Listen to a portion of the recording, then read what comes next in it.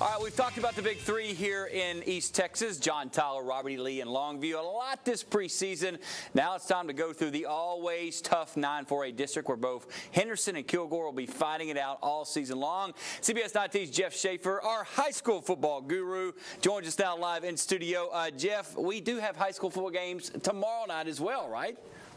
Yeah, of course, that's right, Eric. The season does kick off tomorrow night, but we'll really get things going on Friday when we have that first full slate of Friday night football games. And this time of year, we're always talking about what district's the toughest. 9-4A Division I is certainly in that discussion every year, it seems to be. And last season, it was the Henderson Lions who came out on top in that loaded league. And this guy was a big reason why Henderson made its run to the 2014 state quarterfinals.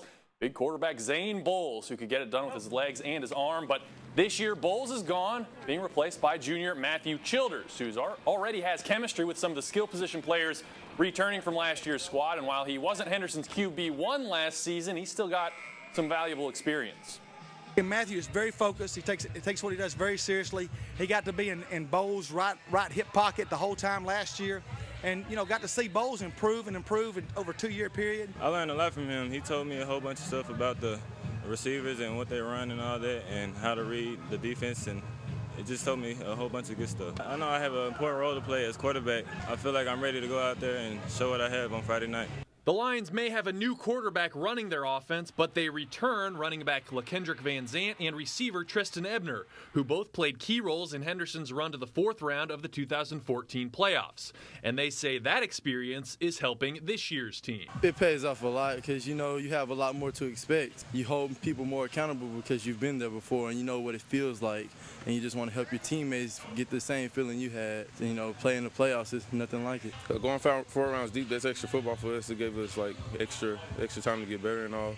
And since we have juniors coming up, we can be a good leader to them and help them because we already know what we're up against. Well, elsewhere in District 9-4A D1, the Kilgore Bulldogs made a run to the state finals 2 years ago, but took a big step back last season. Coach Mike Wood's squad finished just 4-7 in 2014, saw its season end in the first round of the postseason. The Dogs dealt with a slew of injuries last year and lost 4 games by 6 points or less, and are looking to avoid a repeat of last year's struggles. You know, I think this football team learned from last year. They learned, you know, that we've got to go out there and make plays in the fourth quarter to win those games. I feel like last year we weren't always on the same page, so we all didn't maybe always come out with the same attitude as to win. We're kind of on the same page, working hard and getting all the freshmen and sophomores and juniors up to speed. Eric, of course, as we mentioned earlier, the season actually kicks off tomorrow, including the Gilmer Buckeyes, the defending state champions. You get things going with their new head coach, Matt Turner, that and a whole lot more, as you know, Eric, right here tomorrow night at 10.